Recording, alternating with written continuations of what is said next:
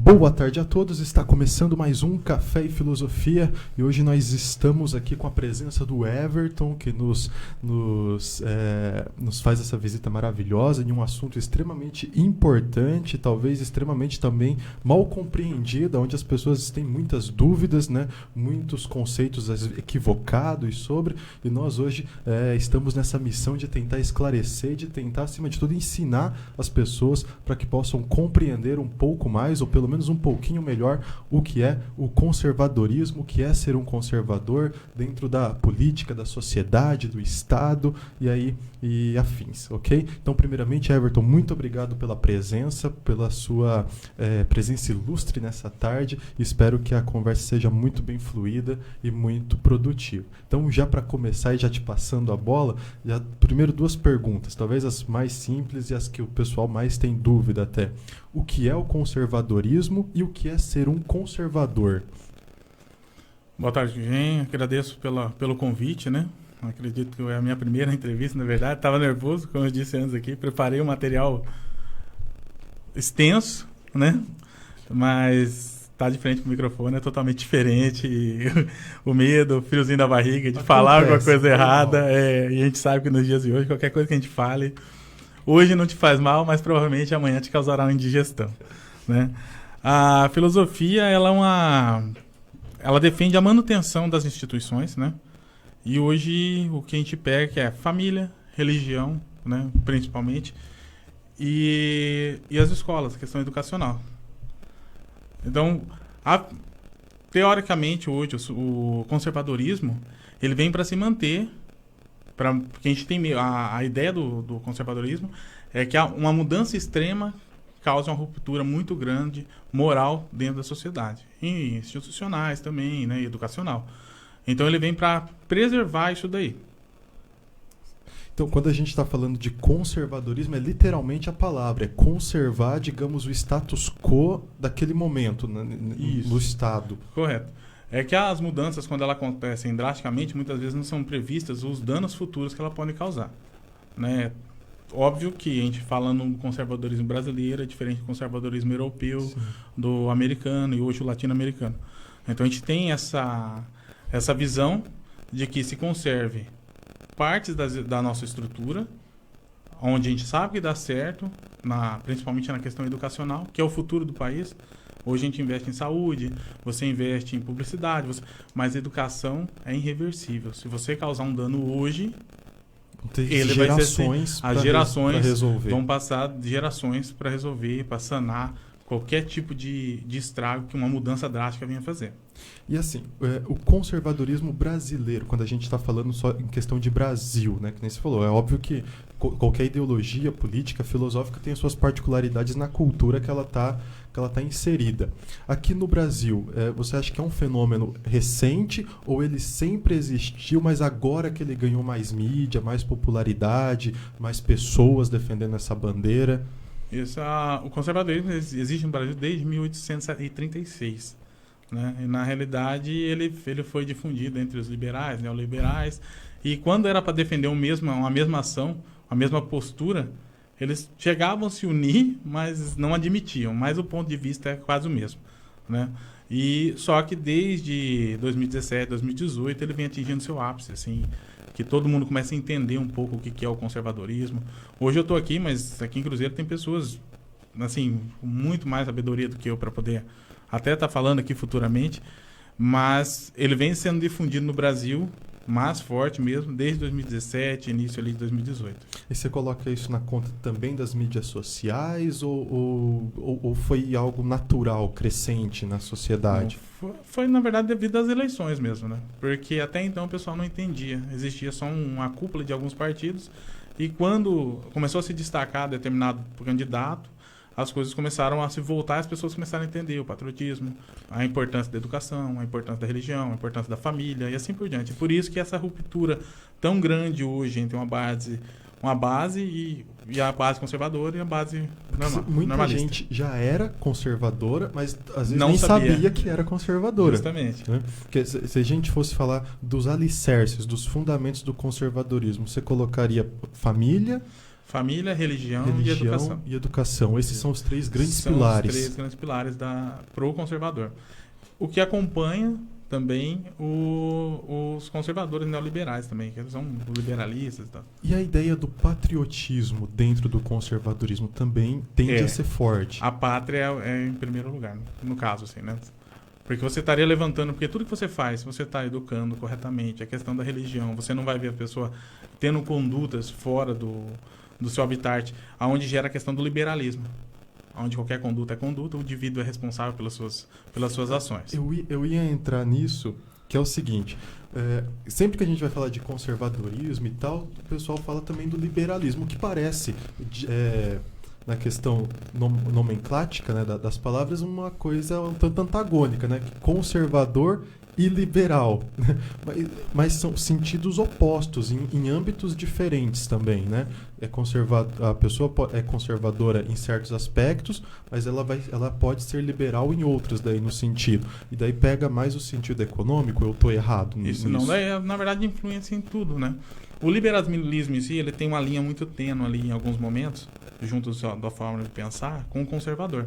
Agora, eles prezam pela família, pelo livre comércio, pela educação, pela própria religião. Só que daí a hora que você vai separar é justamente na hora que você vê que seria partes iguais, seria uma parte mais voltada quase ao socialismo ali. Que você muda conforme for a forma que você estiver mudando muito rápido, sem analisar o progresso futuro ou o desmanche futuro. Simplesmente você toca o barco e o que acontecer, aconteceu. Alguns liberalistas não vão gostar de escutar isso daqui, porque não é isso, mas é um jeito mais fácil para a população entender, para as pessoas entenderem. O socialismo, ele não aceite mudanças, até porque hoje nós moramos num país igual ao Brasil. E o Brasil, ele é o local que mais se muda. Sim. Do conservadorismo, porque você tem a necessidade da evolução, do crescimento, das ideias, da população em si, que as coisas vão mudando e você tem que se adequar. O conservadorismo, ele não se adequaria. Ele não abre mão de uma boa educação, ele não vai abrir mão da propriedade privada, ele não vai abrir mão da família. Né? Daí o pessoal vai lá e questiona muitas vezes, mas família, mas o cara é conservador e separou e casou. Na situação pessoal dele. Aí eles querem entrar justamente na questão da perfeição. No ataque pessoal dele.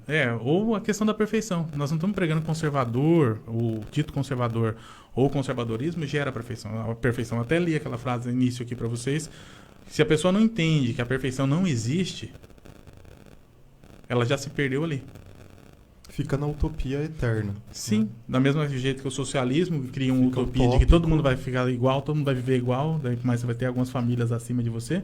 Da mesma maneira, o conservador, ou o liberalista, da mesma maneira, eles vão ficar na utopia de que tudo sempre vai ser um mar de rosa. Não vai. As pessoas em si, cada pessoa é um indivíduo. Ela tem maneiras de pensar. O conservador, a única coisa, você vai plantar essas ideias ali e você vai tentar gerar essa mudança já avisando lá na frente quanto tempo, o que vai acontecer com as nossas crianças, com os nossos futuros adolescentes, com os nossos adultos. Aí você vai ter uma noção do que possa acontecer com a economia, o que possa acontecer dentro da área educacional e assim por diante. Deixa eu te perguntar, Everton, todo conservador necessariamente tem que ser liberal na economia ou não é uma regra? Acaba sendo pelas escolas de conservadorismo, algumas adotam essa linhagem ou outras não? Não, assim, na realidade, a questão de ser conservador é não se limitar. A gente precisa do livre comércio. O conservadorismo surgiu e depois surgiu o capitalismo. O conservador em si, ele é capitalista. Não tem como ele falar que é conservador e tentar viver numa sociedade sem o livre comércio, sem você ganhar, sem você trabalhar, sem a massa de produção. Então ele dá a tendência, não é nem tendência, ele é necessário ao capitalismo. Então ele vai sempre estar do lado do livre comércio. Então por isso que fica meio sinônimo, né? Liberal e conservador acabam sendo sinônimos muitas vezes na mídia, em todos os lugares. Que esse novo conservador, né, neoliberal, conservador liberal, tal, na realidade isso aí é uma utopia, isso aí não existe. Porque ele é o seguinte, ele é o brasileiro acostumado hoje a viver no mercado que ele vive. Eu não tenho como eu ditar uma regra, igual acontece fora do país, que tem uma entidade maior, a pessoa fala aquilo lá, e a educação que eles receberam faz com que se cumpra aquela ordem. Hoje você no Brasil é extenso demais, você tem um jeitinho brasileiro. Então, infelizmente, você tem determinadas situações que o governo exige dentro das escolas e você não consegue pregar porque o governo não tem controle, o governo do estado não tem controle, o governo municipal muitas vezes não tem controle do que se passa dentro das escolas. Na economia, a mesma forma. É onde não dá para ser liberal completamente. Isso. Tem que ter certas travas. Você tem que ter, justamente. Daí é onde bate, né, que vem a encontro essas travas conservadoras. Porque você pode ir até determinado limite. Falar, mas você liberou, por que não libera o resto? Não, porque você tem que ter um limite. O ser humano tem que ter um limite. A gente sabe que a gente é mal, a gente sabe que infelizmente a gente, não que todos sejam, tá? Mas a gente sabe que a gente tem um instinto mal, a gente sabe que tem um instinto da ganância, sabe que tem um instinto da corrupção, você sabe que você tem tudo isso daí. Então você não sabe o final. Quando você der muito poder a uma pessoa, a gente vê em detalhes simples. Às vezes a pessoa não era nada, ela tem um certo determinado poder, ela já começa a definhar dentro das suas ações morais. Desde Aristóteles a gente já carrega a ideia de que o poder corrompe, né? Não pode ficar só na mão de um só, porque vai acabar corrompendo.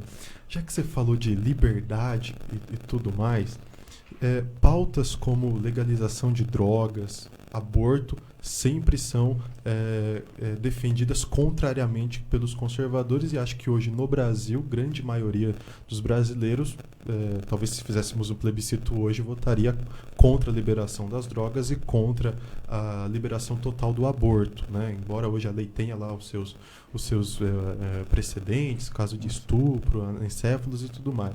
Quando você fala da ideia de que o conservadorismo e o liberalismo pregam uma liberdade para o indivíduo, aí alguém deve estar pensando assim, mas eu tenho liberdade, mas eu também não tenho, porque se eu quiser usar o que eu quiser usar, eu não posso. Daí, como responder essa aparente controvérsia, talvez para quem esteja nos assistindo ou ouvindo agora? A questão das drogas e do aborto não tem... Assim, a questão do aborto é o que mais difere, né? Até às vezes, esses dias eu entrei numa discussão na internet, a mulher falou, você não tem filho, você não tem filho, você não engravida, então você não pode opinar. Você não tem lugar de fala. Daí, eu não fui, não fui tão gentil com ela na resposta, mas, assim, na realidade, eu acredito que questão de estupro, essas coisas que já existe isso dentro da lei, teria que se manter. Porque se eu estou falando de vida, se nós estamos pregando sobre família, nós estamos falando de religião, como que eu vou torcer para o fim de uma criança? Mas você tem métodos anticoncepcionais, aonde vem a questão da liberdade, ela pode usar, a mulher pode se tratar, o homem, não estou julgando só a mulher, o homem tem como se cuidar. Então, quando acontece, foi descaso das duas pessoas. E o que o feto tem a ver com isso? Então, se eu estou falando que eu sou conservador, e eu estou falando sobre família, não tem como eu querer, desejar ou permitir o fim da vida de uma criança. Aí vem cientificamente, não tem vida até tantos meses, até tantas semanas. Tá lá, tá sendo gerado vida. Se a pessoa, esses mesmos, a maioria, grande parte, que luta contra o aborto, que luta a favor do aborto, estavam a semana passada lá sobre a questão do ovo, do pintinho, brigando sobre não pode abortar a novilha, não pode fazer, mas no ser humano pode, na vida. Sobre a questão das drogas, eu tenho um amigo meu que a gente embate direto aí, o Eduardo, viu, Du? Porque ele é totalmente a favor. Aí eu falei, então vamos fazer o seguinte, eu já fiz trabalhos sociais antes, até com viciados, infelizmente, pessoal que se envolveu e tal, eu tinha amigos. Eu nunca divulguei, também não tenho a necessidade, mas a gente está falando aqui, não vão saber nem entidade, nem como que eu faço para ajudar. Leve a mãe, pegue a mãe, essa pessoa que é a favor da liberação da droga, pegue a mãe de um desses viciados e converse com ela, para entender a desgraça que a droga faz na vida da pessoa. Para entender como que... Porque você não destrói a sua vida quando o cara é drogado. Infelizmente, que ele é viciado. Ele destrói a família. É uma mãe que não dorme porque o filho saiu e ela não sabe nem se volta vivo. É um pai que não consegue trabalhar. São os irmãos que têm vergonha. E isso, quando não acarreta isso aí, a família começa a se drogar também. Ou algumas das pessoas começam a se tornam drogaditos devido a essa situação. Então, aquela pessoa que fala que é a favor, faça isso primeiro. Não fale assim, o baseadinho não faz mal nenhum. Tá bom, não faz. Ele não financia o tráfico. ele não mata pessoas através daquele baseadinho? Porque o boy, aquele bonitão do carrão, que tá andando com baseadinho, tá caçando com as menininhas lá, legal, né? Aquele cigarrinho dele tá gerando morte em outro lugar. Vídeo Tropa de Elite, né? Que mostra isso. Bem básico. Da maneira mais grosseira. Mas é justamente isso. E não é porque nós estamos no interior que é diferente. Aquela droga saiu de algum lugar. Mas no caso, né? A gente tá lutando, eles estavam lutando para liberar ela medicinal. Ok, sou a favor. Se nós morássemos num país onde você teria uma lei que realmente fosse cumprida, onde você... Quando o cara fosse preso justamente pelo tráfico de drogas, alguma coisa assim, realmente ele cumprisse a pena dele, realmente ele fosse punido e não tivesse o desejo de voltar para a cadeia. Mas é mais fácil, às vezes, o cara traficar e sair e voltar para essa vida do que ele mudar. E hoje você modela o jovem, qual que é a deturpação da educação, é a deturpação da sociedade. Muitas vezes a gente está glamorizando o bandido, inclusive o traficante, e deixando de olhar para quem realmente os heróis seriam os pais de família hoje que trabalham para sustentar suas famílias, as mães de famílias que muitas vezes são pais e mães ainda também. Então a gente está deixando de olhar isso quando a gente fala em liberação de droga, deixando de olhar para a família e olhando simplesmente para o meio de consumo. Quando a gente fala sobre eu sou a favor sim do uso dela medicinalmente, mas por laboratórios tratados, só que nós moramos num país, gente, que infelizmente é muito extenso. A nossa área de segurança é muito defasada em todos os estados. São bons, são heróis esses caras que trabalham na área de segurança. A fiscalização só que eles não complicado. conseguem. E a fiscalização. Aí você pensa que nós temos hoje no Brasil a tornozeleira eletrônica, onde você tem o cara fazendo assalto com a tornozeleira enrolando o papel alumínio. Como que você vai conseguir controlar a droga com isso? Como que você vai conseguir controlar o tráfico se você liberar? Mas vai ter menos gente presa. Não, meu irmão, se parar de usar a maconha, vai ter menos gente presa, porque vai ser um consumidor a menos, 2, 3 e assim por diante. Então, o que a gente precisa hoje para a liberação da droga? Primeiro, uma lei, foi tentado passar lá da medicinal, ok, só que tentaram embutir dentro da matéria a lei, colocando ela tentando colocar ela para o uso recreativo. Isso não pode ser permitido. Primeiro que hoje você já tem uma demanda, primeiro dessa questão de saúde. Que hoje, se for pegar matérias da Holanda mesmo, tentei ler esses dias até para poder rebater algumas coisas, hoje eles estão tendo problema com os jovens da época que eles iniciaram lá o tratamento que foi liberado o uso recreativo. E a Holanda é o paraíso, né? Isso. Para alguns, eles não conseguem, hoje acredito que eles não consigam reverter, porque qualquer governante que fala, nós vamos cortar o uso aqui. O cara não vai ganhar eleição, muito provavelmente. Só que hoje a saúde pública deles está um caos. Justamente pelos males que a maconha causa com o uso, com o tempo. Como dizem a questão da ivermectina e tudo, cada pessoa tem uma reação. Como o Covid, cada pessoa tem uma reação. Então, dentro da maconha, durante um período, cada pessoa vai ter uma reação.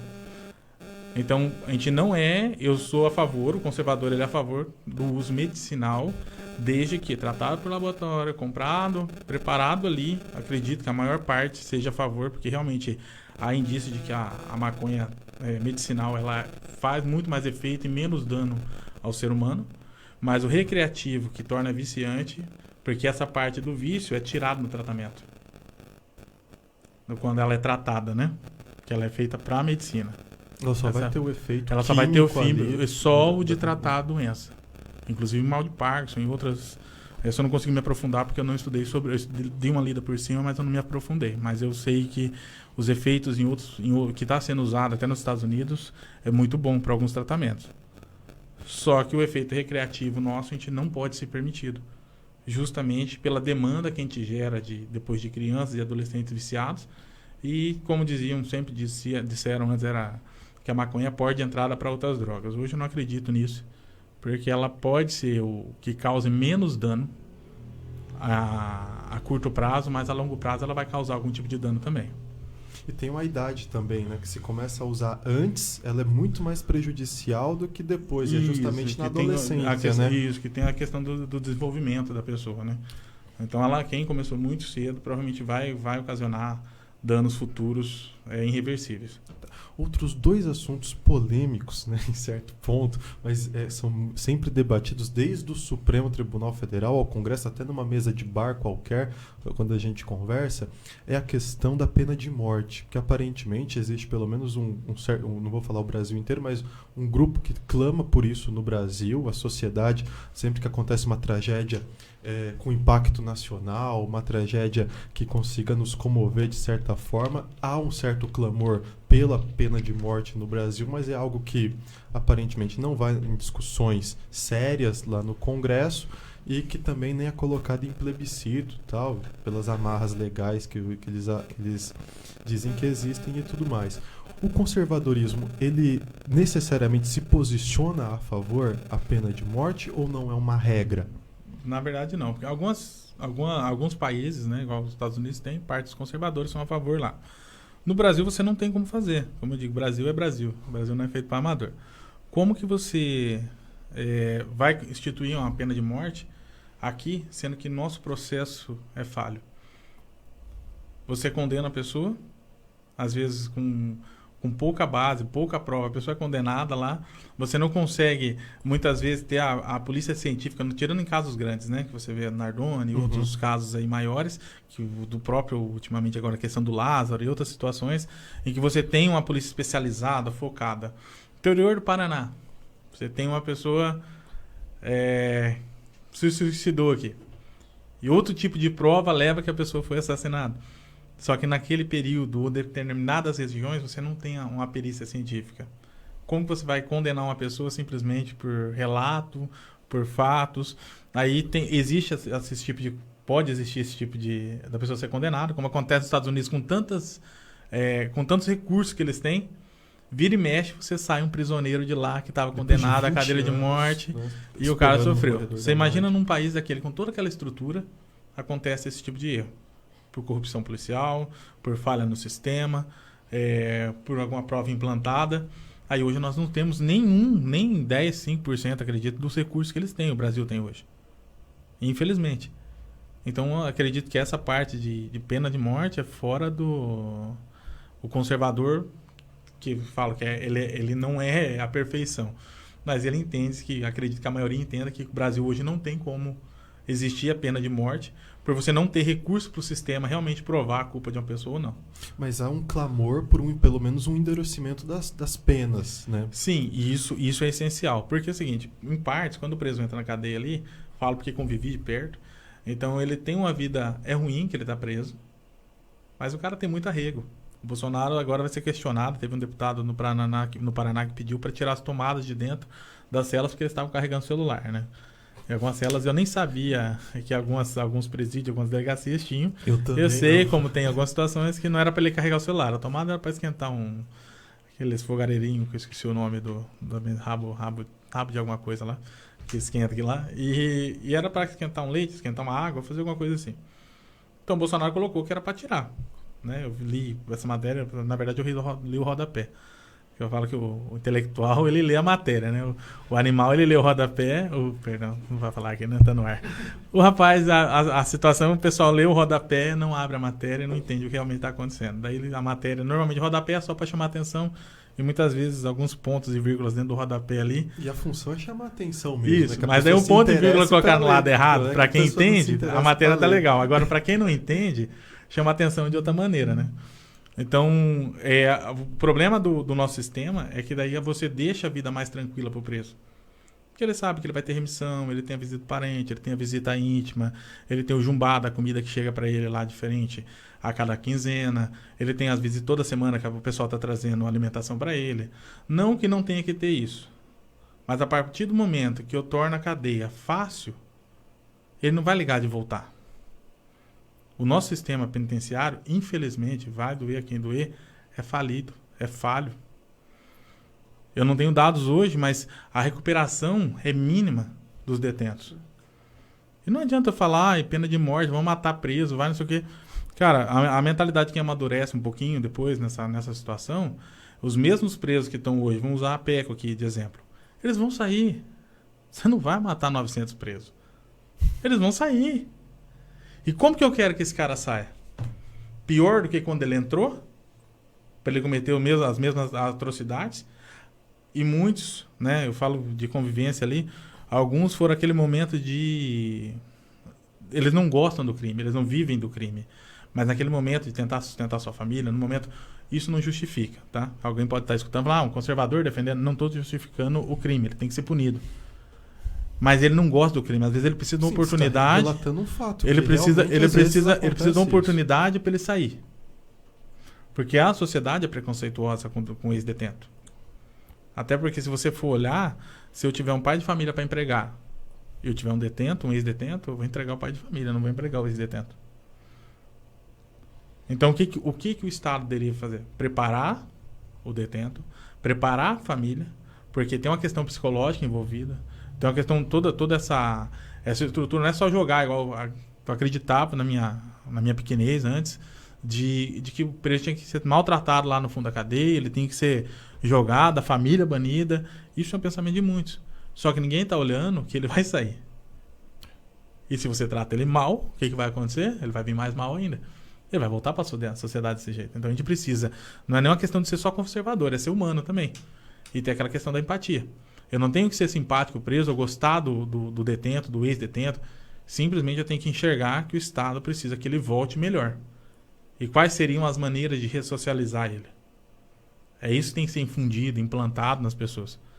A pena de morte, ela, em casos absurdos, né, igual acontece no Brasil e pelo mundo afora, aí, lá em Santa Catarina, que o rapaz entrou e matou as crianças, matou os professores, outros. Óbvio que a sensação nossa é que a justiça da pessoa ficar presa, ele não vai sofrer o suficiente. O nosso lado humano, ele é selvagem, ele quer matar. Ele quer devolver o mal sofrido e muitas vezes não é nem com a gente. É que você, quem tem pai, quem tem filho, quem tem filha, você entende que você quer devolver, você quer ser um braço da justiça no teu sentimento. Então por isso que se cria essa questão do desejo da pena de morte. Mas na realidade isso hoje para o Brasil é quase a mesma coisa do controle de droga. Não tem como. Não existe, não é nem pela legislação. Você não tem uma maneira de fazer isso. Vamos supor que um policial... Pelo amor de Deus, policiais, vocês não são corruptos. Só estou usando um exemplo. Porque a gente tem bastante amigo. Um policial seja corrupto, ele queria implantar a prova de determinada situação. Numa cena onde você não tem uma perícia correta, não tem um negócio, você deixou lá uma caneta com a digital do cidadão e o cara foi preso, o cara vai cumprir a pena e vai ter teria a pena de morte e acabou. Isso a gente vê acontecendo em outros países, então a gente não tem a necessidade de passar por isso, mas nós precisamos adequar o nosso sistema prisional. Aí, mas o principal coordenação para a gente reduzir a carceragem no Brasil hoje não é morrer preso, não. É construir escola, é dar educação, é gerar emprego, é gerar renda. Porque quando a gente fala que o conservador é isso que a gente quer. A gente não quer que é só um ideal só de se manter as coisas presas. Não, de conservar aquilo dali. Não. Gere renda, construa escola, gere emprego. Eu duvido um pai de família, um adolescente desse tendo a oportunidade de ganhar, ter o sustento dele, de ganhar, que ele vai se ingressar no crime. Que o crime vai ser mais interessante. Mas hoje ele é interessante porque nas mídias você olha... O que é interessante nas mídias? É o policial ganhando lá um salário mísero. Não é mísero para nós, se a gente for olhar, mas um salário mísero. E um traficante andando de Ferrari, tendo barco, tendo isso, tendo aquilo. Nas favelas, infelizmente, a molecada, né, os jovens, eles são cooptados justamente por isso, né, pela ostentação que o aparente crime consegue proporcionar, né, para eles. Né, e é complicado combater isso, porque na prática eles estão vendo, sim, que o crime aparentemente compensa. Né? Porque o dono do morro tá com cordão de ouro, tá com uma moto super nova lá e potente e tudo mais, e aquilo é que é chamativo, aquilo que interessa, é aquilo que seduz, né? Ainda mais na idade da pré-adolescência e adolescência. Entra a questão do meio do convívio, né? De onde você tá. Ali há a possibilidade de sair pessoas muito boas, sair detentores de diploma, pessoas que possam mudar o rumo justamente da comunidade que ele mora. Mas, infelizmente, ele é corrompido no meio do caminho. Aí, quando um professor vem oferecer uma base de ensino, que ele possa ter um progresso na vida dele, que ele possa mudar, Infelizmente, você vê em todos os ataques de mídia social, todos os ataques em redes sociais, em TV, e o que ele está vivendo ali, é difícil você explicar. Ô Everton, você falando de escola, né? E aí entrando um pouco na educação, que é outro assunto bem interessante, bem importante, né? Eu acho que há uns 2 anos atrás, acho que foi antes das eleições de 2018, teve uma polêmica muito forte com a questão da escola sem partido. Obviamente, você está por dentro Sim. disso tudo, e ficou meio que uma névoa, assim, por parte de alguns, de que os conservadores são contra a educação, são contra liberdades de ideias e que, poxa vida, a escola, a universidade é o lugar para se ter ideias, para se discutir, para se debater e tudo mais. Como que o conservadorismo enxerga a educação e como que ela deveria ser a educação? Isso desde a educação em si mesmo, até a relação de professor com aluno, a função do professor e a função do aluno ali dentro. Então, uma das necessidades nossas seria o seguinte. Primeiro que acabou-se o patriotismo. Como eu disse, 2000 sempre existiu, mas bem menos infundido. Foi tirado hinos nacionais da escola. Não muda nada a cantar ou não cantar o hino. Ensina a criança a rezar todo dia quando inicia a aula. Você vai ver que a aula dela e os pensamentos dela vão ser diferentes. Não precisa rezar, orar, independente de religião.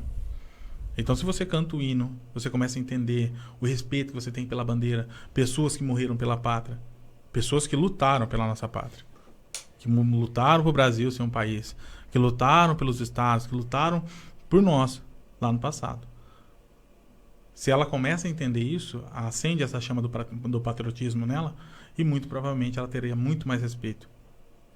Hoje nós não temos respeito pela pátria. Se você vê pessoas envolvidas no meio educacional em Curitiba, por exemplo, em frente à Lespe, há pouco tempo atrás, queimando a bandeira do Brasil. É só uma bandeira. Não é a bandeira, é o que ela representa. Se eu falo que eu estou querendo brigar por um partido político por determinada situação dentro de um país e eu não amo o país, que lógica que tem? É um relacionamento, um casamento sem amor, que você só vai viver porque você está vivendo. Mas não tem lógica, você não tem intuito de mudar ou de crescer. Quando você coloca a criança para cantar ou para entender a história do Brasil, não entender a história que alguns professores contam, só o lado podre da história, né? Tem lá os livros e tudo, mas ele conta determinados trechos da história aonde entra a questão da história dela sem partido. Que ele começa a contar uma história voltada justamente somente ao socialismo, a maioria. Esse foi o problema. Não é que o conservador era contra o ensino, mas da forma que estava sendo feito. Então antes você tinha, hoje você tem muitos militantes dentro, não vamos dizer direita e esquerda, mas pessoas que têm ideais de socialismo, mas gostam de viver do salário gordo do Estado ou do município, mas querem pregar socialismo. Só que na hora de pegar o carrão de 110 mil, de 70 mil, de 80 mil, ela não divide com o pobrezinho do aluno dele lá, que o pai depende de cesta básica. Ela está andando de carrão bonito. O playboy que está lá revolucionando dentro das salas de aula, tentando brigar e mostrar que ele sabe muito, que ele tem todo o conhecimento socialismo, que era melhor isso, que é melhor aquilo, ele não tem experiência de vida para isso. Igual o pessoal que prega sobre, a maioria, né, grandes, que pregam sobre a época que os militares estavam no poder. O cara não viveu, ele sabe de livro. Aí você pergunta para quem viveu tentando fazer revolução, foi o pior tempo possível. Mas você pergunta para algumas pessoas que viveram naquela época, falam que é a melhor. Quem que tá falando a verdade? É aquele senhor de idade que trabalhava, que tocava a vida dele, que criou 5, 6 filhos lá? Ou o bonitão que tava jogando pedra na PM lá? Não querendo entrar para esse lado. É só para entender que a questão da escola sem partido não é para não ter educação política dentro da escola.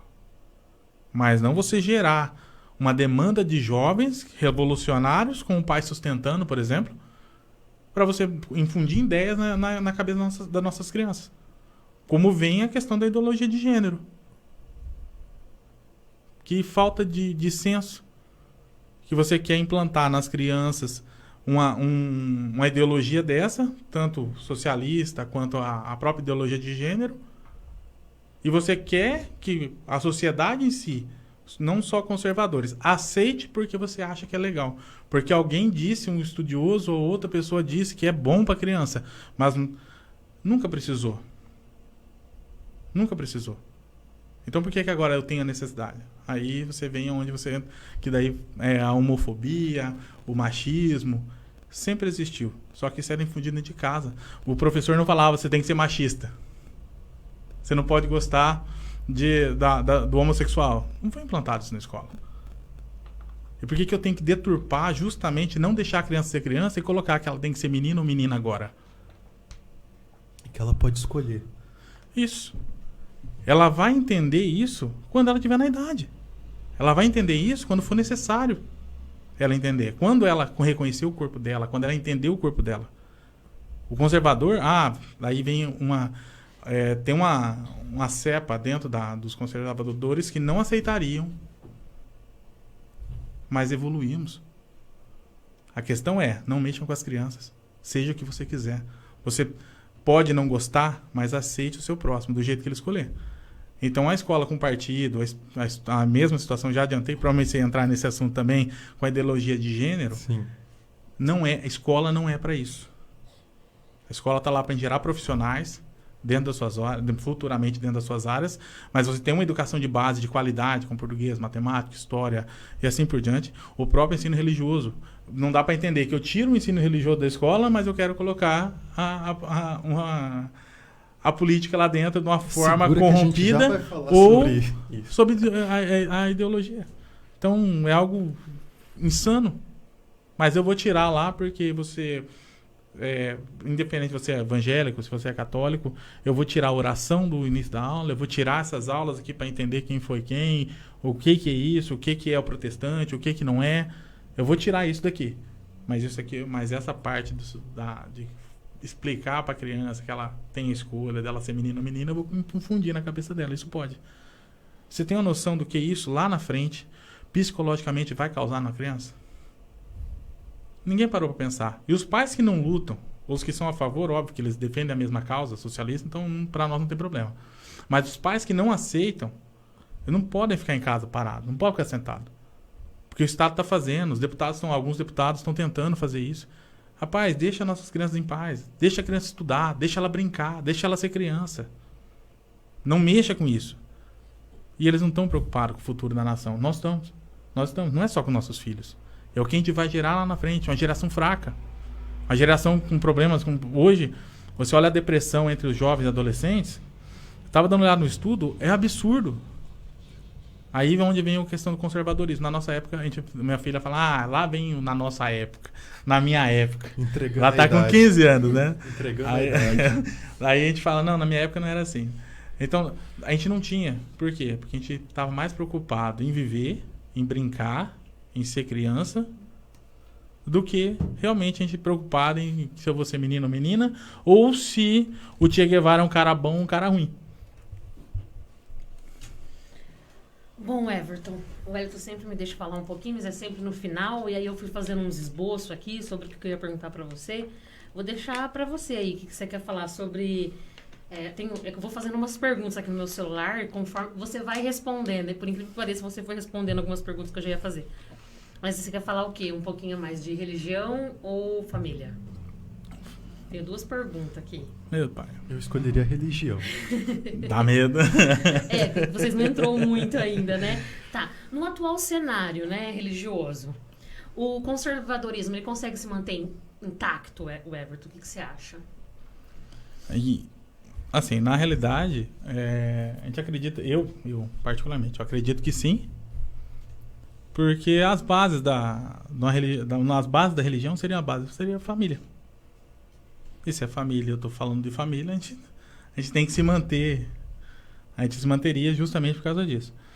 Algumas coisas vêm acontecendo referente a diferença vem nas ideologias que estão sendo pregadas dentro de algumas religiões. Esse está sendo o problema.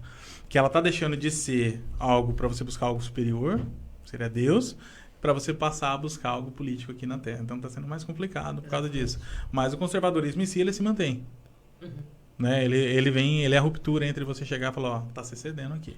Ou não tá. Então seria isso. O dia que a gente perder isso. É interessante, que ele cria uma barreira, né? Isso. E se a gente perder isso, aí a gente começa a ser liberalista.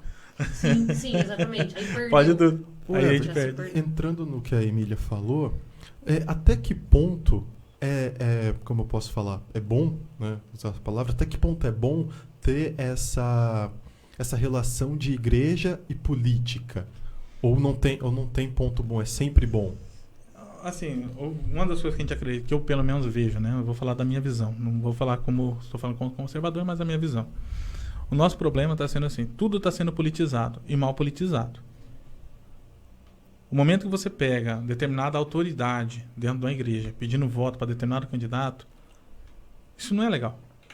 Porque a pessoa que está indo lá, ela não está indo para ser induzida a votar. Ela está indo para ter, como eu disse, uma visão superior. Aí quando você vê alguém envolvido, aí futuramente essa pessoa está envolvida com corrupção. O que você vai dizer desse pastor? Ou desse padre, ou desse frei, e assim por diante. Que Deus não escolheu determinando... o candidato errado daí. Não, daí a culpa é de Deus nesse momento. Coitado de Deus. Mas a gente fala, uma das coisas que a gente pensa é justamente isso. Quando uma autoridade toma uma postura diante de um candidato, ele tem que ter ciência do que ele está fazendo. E ali ele está levando membros que talvez não votariam, ou até poderiam até acompanhar, mas para votar. E daí essa pessoa lá na frente está envolvida com algo errado, com desvio da saúde, com desvio de outras coisas. A cara da religião em si, você destrói. Você tira a credibilidade de um homem de Deus, da pessoa que deveria estar te guiando para um caminho melhor, te fazendo, te ajudando, te auxiliando. Você vai ser melhor você fazendo o teu caminho. Mas ele estaria ali para te auxiliar.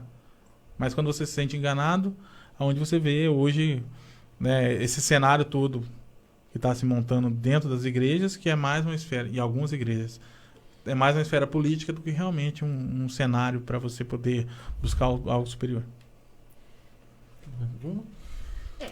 Só uma deixa nessa mesmo assunto aqui. Porque para mim, Everton, igreja para mim é sempre conservadora. Não tem como ser igreja e ser liberal. Correto. Eu não sei se eu estou sendo extrema dizendo isso. Então, assim, eu acredito que a partir do momento que cria-se novas ideias, já não é mais igreja, tá? Já se torna uma instituição, pode ser qualquer outro nome, menos uma religião. Porque esses dogmas eles já vêm implantados, né? Na verdade, a questão daí é onde entra o conservador. Que é a questão de conservar, de manter as instituições, de manter isso daí. Sim. Daí a gente consegue ser liberalista um pouco, em termos dentro da área comercial e tal. Mas tem situações que você tem que ter a barreira. Que você tem que saber que você não pode passar isso, porque você vai prejudicar. E muitas vezes não é você, porque dependendo se você é a cabeça, você fez cagada, você vai sair, você vai ser dispensado, você vai ser transferido. E o estrago que você deixou na vida dos membros.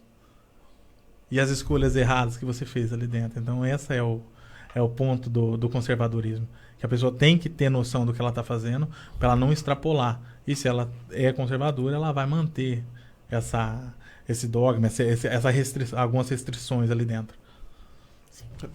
Ainda falando em religião, né, hoje, se eu não me engano, e acho que não, o Brasil tem 50% de católicos, 30% de evangélicos e 20% de outros, né, de espíritas, judeus, budistas, islâmicos, sem religiões, ateus e tudo mais que ficam nesse bolo dos 20% aí. E o conservadorismo, ele, obviamente, até pela origem e tudo, ele tem uma relação quase umbilical com o cristianismo, né? Até os protestantes americanos são muito fortes para criar essa raiz conservadora nos Estados Unidos e tudo mais. Assim, então, e o Brasil é um estado laico, mas essa relação de estado com o cristianismo, com a raiz cristã, que não tem como ignorar, porque o Brasil é um país cristão, embora seja laico de papel, é um país cristão. Como fazer com que essa relação seja produtiva e seja benéfica e não prejudicial? Porque nós vimos recentemente agora o presidente da República falando que precisa de um ministro extremamente evangélico. Não sei se foi esse o termo que ele usou. Acho que foi um termo até mais fervoroso, assim, que precisava de um ministro evangélico na Suprema Corte, já que o Marco Aurélio vai sair agora. Como fica essa relação? Né? Isso é benéfico sempre ou precisa ter um limite nisso? Né? Embora o cristianismo tenha uma mensagem extremamente positiva e benéfica para toda a sociedade, né? Então, eu não li. Tá? Terrivelmente evangélico. Tá, é porque todo mundo sabe a história da questão do Moro, né, do que aconteceu, e se por um acaso ele tivesse nomeado, então ele pegou alguém Óbvio que a bancada, não acredito que é só a bancada evangélica, mas pessoas mais próximas ao presidente ali, a gente sabe da questão do pastor Silas Malafaia e mais alguns outros ali, provavelmente foi uma escolha. Aqui em Moarama a gente tem uma pessoa que tem acesso ao Bolsonaro ali, ao presidente Bolsonaro, que é o Percy Fontoura, presidente das Assembleias de Deus. E a gente sabe do acesso que eles têm, e muito provavelmente foi uma escolha não só dele, né? Então ele olhando pelo lado político, querendo agradar a bancada evangélica também, e sabendo da índole. Hoje eu li matérias, material do pessoal da esquerda, assim, que todo mundo que entra lá dentro, que o governo pega, é ruim. Ninguém é bom, né? Mas mesmo se ele pegasse alguém da esquerda, o cara ia ser ruim também. Ele dá um jeito de manipular a fala. Eu não vi o Bolsonaro falando isso, até para entender melhor qual que foi a postura que ele usou. Mas acredito que ele precisava de alguém íntegro dentro, não que não exista na Igreja Católica ou em outras religiões, né? Mas ele precisava de alguém íntegro, da confiança dele. Se eu não me engano, ele fez parte da AGU, né? Foi AGU, ele já foi ministro da Justiça. União. Então, ele tem noção do que ele está fazendo. É diferente de alguns ministros que estão lá, que só foram advogados e foram nomeados e entrou. É outro que nem tinha OAB e entrou, mas são outras situações. Então, ele precisava de alguém com competência para julgar e, principalmente, que realmente fosse imparcial e tivesse um temor maior de Deus. Não, pelo amor de Deus, não colocando que um católico não teria essa imparcialidade, tá? Mas era alguém ali próximo, uma bancada mais próxima ao presidente. E provavelmente pela competência dele, também o presidente colocou isso aí. A questão de ser extremamente evangélico, eu não consigo pensar numa postura que o presidente poderia ter, o que ele está tentando dizer com isso. Óbvio, tá claro, né? Extremamente evangélico. Mas alguém que realmente respeite a família, que tenha uma base forte, conservadora, e que se não delimite, que ele chegue lá e ele seja o ponto aonde, aqui chega. Nós vamos... Não, aqui chega. Sabemos que ele não tem o poder de fazer isso sozinho. Mas alguém que, se você sabendo que uma causa, o certo é certo, o errado é o errado, e acabou. Essa é a função. Hoje a gente vê que, infelizmente, como a gente falou lá atrás na entrevista aqui, que muitas vezes você vê que o crime compensa. Porque o cara pode roubar, você apresenta a prova e fala, não, mas isso aqui não vale, porque eu falo que não vale. Então, tá bom. Acabou, ninguém questiona, tá tudo certo. Então tem que ter limite. E não é só sendo conservador ou sendo evangélico. Mas, como o presidente fez a escolha, provavelmente não foi do dia para noite essa escolha. Deve ter tido algo... Vários nomes surgiram ali. Então, só que pela opção, justamente pela base que a gente sabe que ele é conservador, e foi justamente pelo tipo de base que ele tem. O Everton, infelizmente a gente já está correndo aí pro final da entrevista. Eu com medo no começo, já parar que não até as 8. Passou rapidão, né? E é um assunto interessante, que é a democracia, né? Desde a Segunda Guerra Mundial, é quase uma questão de santidade defender a democracia. A ONU, os países no mundo inteiro ditos de primeiro mundo tendem a ser democráticos e tudo mais, e a democracia ganhou esse status de único regime político aceitável no século XX para cá. Há quem fale que o Brasil tem a sua democracia ameaçada nesse instante e tudo mais. O conservador, ele é democrático, ele precisa ser democrático, ele tem que proteger a soberania popular. Como que ele enxerga a democracia? O conservador, ele tem que ser extremamente democrático. Porque senão não existe o conservadorismo. Apesar dos seus inícios, né? Nas revoluções francesas e assim por diante, o conservador, ele tem que ser democrático. Não tem meio termo para isso. Tá? O que acontece hoje é que quando você rebate alguém numa falácia, por exemplo, hoje você tem as mídias sociais. Eu mesmo tive uma das páginas que eu tinha um pouco mais de 6 mil seguidores, eu fui bloqueado. Porque eu postei algo sobre o Bolsonaro e realmente está acontecendo isso. Então, ou posto alguma coisa, eu vi o vídeo, eu sei que é real, e sai alguém e fala que é fake o que eu postei em determinada matéria. Então, a democracia está sendo ameaçada não por conta do governo em si. Ela está sendo ameaçada por causa que você tem uma mídia social hoje que ela é tendenciosa. Você vê hoje pesquisas pesquisas realizadas que você não sabe de onde, aonde você tem um cara que está ganhando a pesquisa que não pode sair na rua para não ser lixado pelo povo. A contrapartida, na democracia, nessa mesma democracia, eu tenho um cidadão que monta numa moto e se junta 400 mil pessoas, 100 mil pessoas. Aí não vamos entrar na questão da aglomeração e do Covid. Mas nós temos uma vertente no país hoje. Que se você não optar por um lado, você é antidemocrático.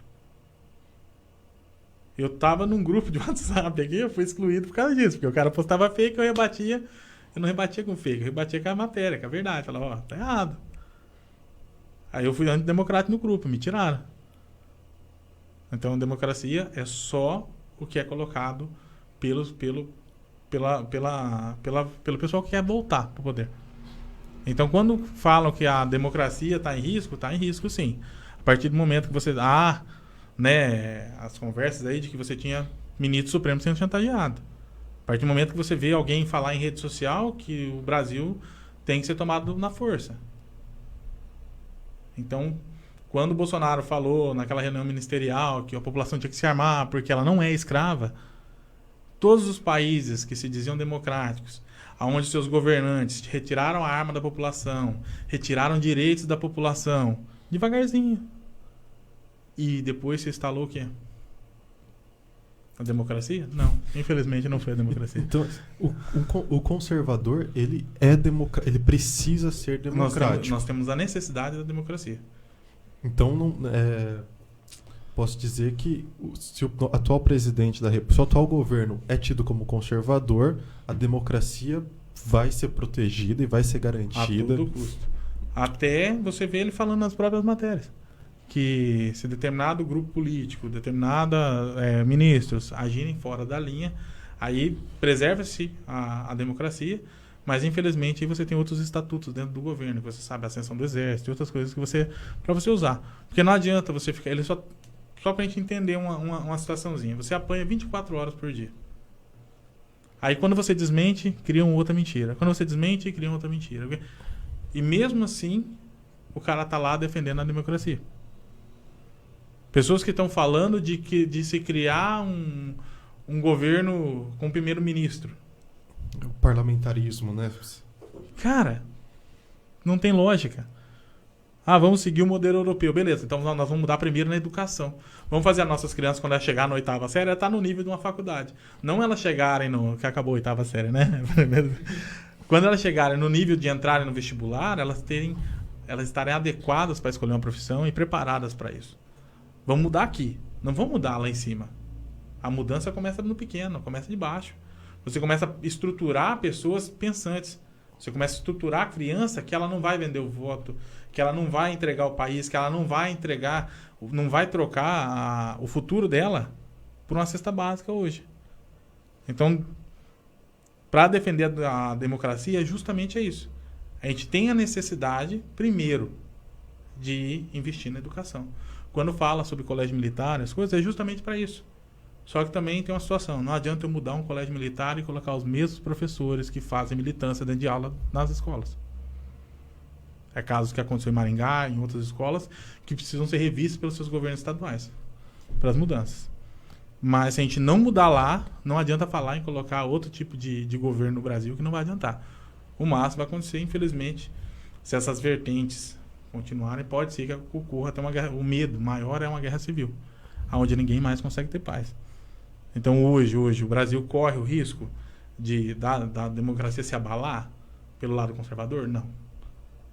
Mas, como o próprio presidente disse, ele vai lutar de unha e dente para manter a democracia dentro do Brasil. E, não estou gostando dele. Beleza, daqui 4 anos, volta lá. Você não precisa armar situações, fingir, fazer isso, Criam-se fake news para prender o pessoal de direita, mas quem está no berço criando fake news e lançando de esquerda, ninguém fala nada. Cria-se CPI do fake news, onde quem estava presidindo também estava soltando fake news e foi comprovado. A mesma coisa da CPI que a gente passa hoje. Você tem um cidadão que desviou 260 milhões de reais da saúde do Estado, mas ele está falando que ele ama o povo dele. Você tem um outro que responde mais de 17 processos e que foi indiciado agora pela PF e acabou de entrar com um processo contra a PF por abuso de autoridade, porque estão falando que ele roubou, Esse é o Renan Calheiros, tá? Pra quem não... Democracia. O Everton, infelizmente o tempo nos é escasso, né? Essa hora passou rápida, porque a conversa foi produtiva. E assim, para encerrar, você quer falar mais alguma coisa? Fechar, para que fique bem claro na cabeça do pessoal aí, algum tema, alguma coisa em específico, antes da gente estar encerrando? Pessoal, a gente tem uma frase, até eu li para vocês aqui, até eu peguei para ler para não me equivocar e acabei perdendo ela aqui. Para que eu não me equivocasse Ser conservador não é ser perfeito, não é você ter os seus conceitos abalados pela estrutura que o sistema gera hoje. E só lembrando, conservador é alguém normal. Isso, é alguém de carne e osso, que erra, que volta, que pede desculpa, que tenta acertar. Mas a gente quer ter a liberdade da gente poder criar nossos filhos, a gente quer ter a liberdade da gente poder dar educação, e a gente ter menos Estado entrando na nossa casa do que tentam fazer hoje, colocar isso para que o Estado tem que estar na maior parte da tua casa. Não. Se eu gero emprego, a pessoa não vai precisar de Bolsa Família, a pessoa não vai precisar de Vale Gás. Se eu gero para entender o que eu posso gerar para o Estado, para o município, que eu posso trabalhar, que eu posso ter renda, que eu posso dar uma educação de valor para os nossos filhos, que a gente pode ter os nossos pensamentos sem eu ter que abaixar a minha mentalidade para uma maioria ou para uma minoria que pensam diferente. Eu posso conviver respeitando eles. Isso é ser conservador. A gente poder conviver com os nossos conceitos, mas respeitando os demais também. E aonde começa o meu limite, né? Onde termina o meu limite, perdão, começa do meu próximo. Isso é ser conservador, é não entrar no limite do meu próximo, achar que minha ideia é a única, o meu pensamento é o único. Nós somos imperfeitos, então muitas vezes eu vi no início da campanha que a gente fez aqui pro Bolsonaro, pessoas falando, o fulano, o ciclano tá apoiando o Bolsonaro.